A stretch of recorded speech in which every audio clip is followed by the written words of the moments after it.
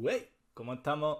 Otro día más por aquí y otro día más con esta serie de Olvidados por la Historia. Antes de todo veis esto un poquito raro y es que ayer hicimos el especial Halloween en mi canal, os dejo el link por aquí porque fue muy interesante. Si me queréis ver disfrazado de Joker y muchas más cosas, invitados especiales y todo, pasaros por ahí. Hoy vamos a tener un jugador un poquito diferente, no tan antiguo como los anteriores. Vamos a hablar de Marcel Cisniega Campbell, el primer latinoamericano, el primer hispanohablante que traemos al canal. Una partida impresionante contra todo un Viswanathan, pero antes, como ya sabéis, vámonos con un poquito de su historia. Marcel Cisniega Campbell nació el 28 de julio de 1959 en Chicago, Illinois, de un padre mexicano y una madre norteamericana. A pesar de parecer norteamericano, emigró hacia México con su familia a edad temprana y se estableció en Cuernavaca, Morelos. Se le distinguieron en toda su vida porque era una persona muy amable y con un trato muy cercano. Fue un destacado ajedrez.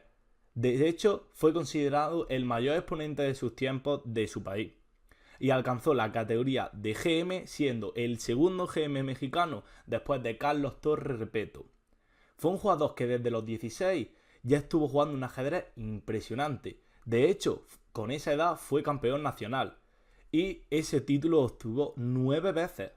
Su ascenso como ajedrecista lo hizo maestro internacional en 1977 y en 1992 consiguió ser gran maestro de ajedrez.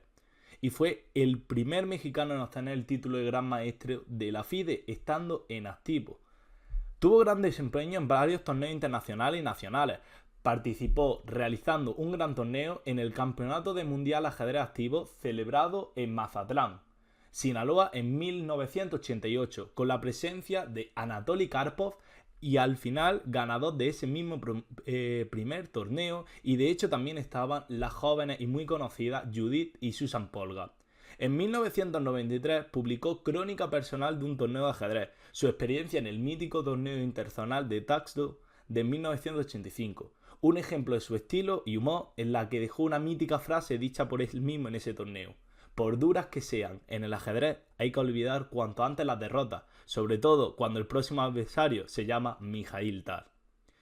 Fue una persona que impulsó el ajedrez de una forma masiva y de hecho, junto a su hermano Ibar, entraron dentro de los programas escolares de la Secretaría de Educación Pública.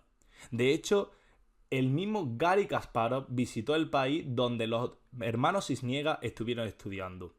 En plenitud de su madurez y vida intelectual le sorprendió la muerte. Desafortunadamente, a principios del 2013, el GM Marcel tuvo un ataque al corazón y falleció el 19 de enero de 2013. Sus restos regresaron a Cuernavaca, Morelos, en donde descansa este gran maestro. Una vez que sabemos un poquito más de su historia, ahora vamos a ver una fuerte partida suya contra todo un Viswanathan, que años después se hizo campeón del mundo. Esta partida se dio en 1987 en Filadelfia. Vamos a empezar con la partida. La partida fue una francesa. Aquí nos vamos de estas aperturas que hemos estado viendo los últimos capítulos, aperturas mucho más románticas, mucho más locas, y vámonos a un juego mucho más posicional y moderno sobre todo.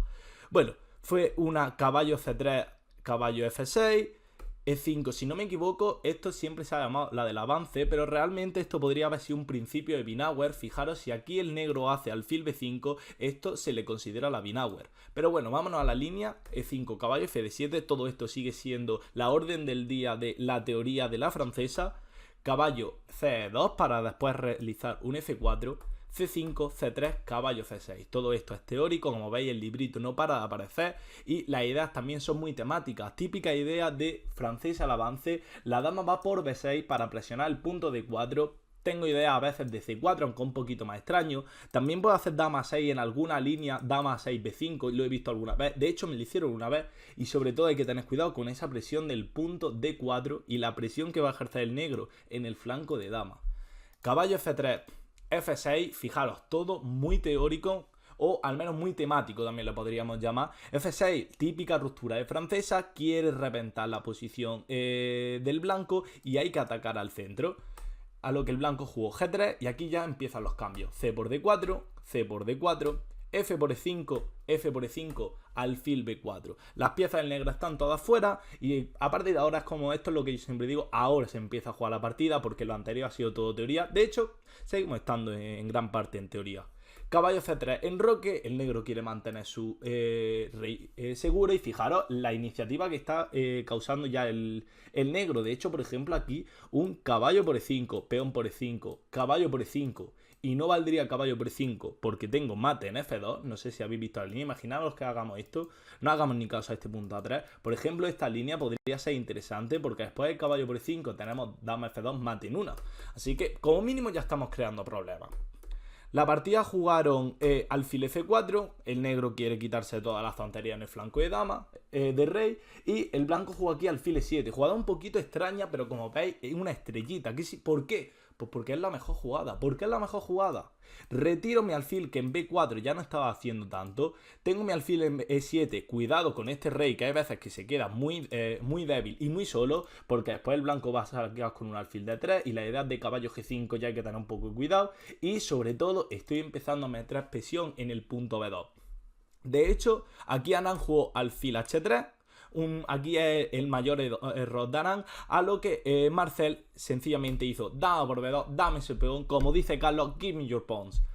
Dama C1, dama por C1, torre por C1. Esta jugada sí que no la entiendo mucho por parte de Anand. Supongo que querría generar cierta presión en el punto E6 y pensaba que gracias a esa presión compensaba el peón, pero fijaros qué sencillito lo hace Marcel, con ese peón de más acaba ganando la partida, hace caballo B6, defiendo este peón, caballo B5, fijaros, intenta crear aquí un cierto dinamismo y aquí hace caballo D8. Caballo D8 sí que es de las jugadas que como mínimo pinta un poco raro, ¿no? Un poquito raro si pinta este caballo D8. ¿Cómo debería haber jugado aquí Marcel? Pues a lo mejor sencillamente H6. ¿Cuál es la idea de H6? Pues que no te hagan caballo G5. Y si caballo C7, torre B8, por ejemplo, si por ejemplo alfil por E6, alfil por E6, caballo por E6, aquí siempre tenemos estas ideas de G5, aquí sorprendente, pero bueno, son ideas complicadas. Y después de caballo por F8, torre por F8, el alfil se tendría que retirar o me lo zampo y me comería el caballo. Y si no, serían dos piezas por torre que todos sabemos ya que son muy beneficiosas para el bando que tiene las dos piezas. Bueno, jugó caballo D8. A lo que Anand siguió con caballo C7. Realmente aquí caballo C7 no es muy buena. ¿Por qué? Porque le está quitando esta casilla a la torre. De hecho, un torre C7, que aquí se me ha colgado el ratón, un torre C7 era mucho más interesante. Y aquí es cierto que el blanco tiene cierta compensación, o al menos está empezando a crear problemas. Caballo C7, torre B8 y claro, una vez que está el caballo en C7 que tiene muy buena pinta, pero hace muy poco, que muchas veces lo que pasa, la única amenaza del blanco es hacer caballo G5 y presionar el punto E6, pero a Marcel le daba tiempo de sobra a defenderlo y a partir de aquí, con un poquito de técnica, fijaros qué sencillo lo empieza a hacer. Aquí ya es cuando empieza a jugar Marcel de una forma muy práctica, empieza a echar todo, empieza a recomponer toda su posición, va sacando las piececitas y recordamos que tiene un peón de más y fijaros que tarde o temprano, jugando un juego muy normal. Fijaros, está sacando las piezas, está yendo cada vez más para adelante, que es lo más importante. Torre B1, caballo por F1, simplifica al máximo siempre. Y encima le mete aquí el truquito, me zampo otro peón y lo hace de una forma muy sencilla Marcel, pero va a acabar ganando la partida con este torre por H2, este último truquito, porque si rey por H2, caballo F3 doble y encima te gano otro peón. Bueno, ¿qué os ha parecido? A ver, estaréis pensando, un poquito corto. Esa es la intención. Voy a intentar que los vídeos sean un poquito más cortos, un poquito más llamativos así a la vista, para que no tengáis que estar 50 minutos viendo el vídeo y aún así conozcáis a jugadores. Espero que os haya gustado esta partida, este jugador, Marcel Cisniega Campbell, un jugador, el primer hispanohablante que traemos aquí, mucho más moderno. Ya nos vamos, estos jugadores del siglo XIX, volvemos casi a nuestra época, nos falta un poquito. Esperemos que los de nuestra época al menos no sean jugadores olvidados. Pues bueno, si os ha gustado, dadle un buen me gusta, poned en el comentario quién queréis que venga el siguiente o qué os ha parecido el vídeo, si os gustan más los vídeos largos, cortos, a media, vídeos de 7 horas, si os gusta todo, lo ponéis en los comentarios, suscribiros. Ah, y una cosa no he dicho, hay una campanita al lado del botón de suscribirse. Si le dais cuando suba un vídeo, os avisará y será mucho más cómodo para que lo veáis y no tengáis que esperar a que os salgan recomendados o cualquier otra cosa y así podéis disfrutar de estos vídeos. Espero que os haya gustado y nos vemos en la próxima. Chao, chao.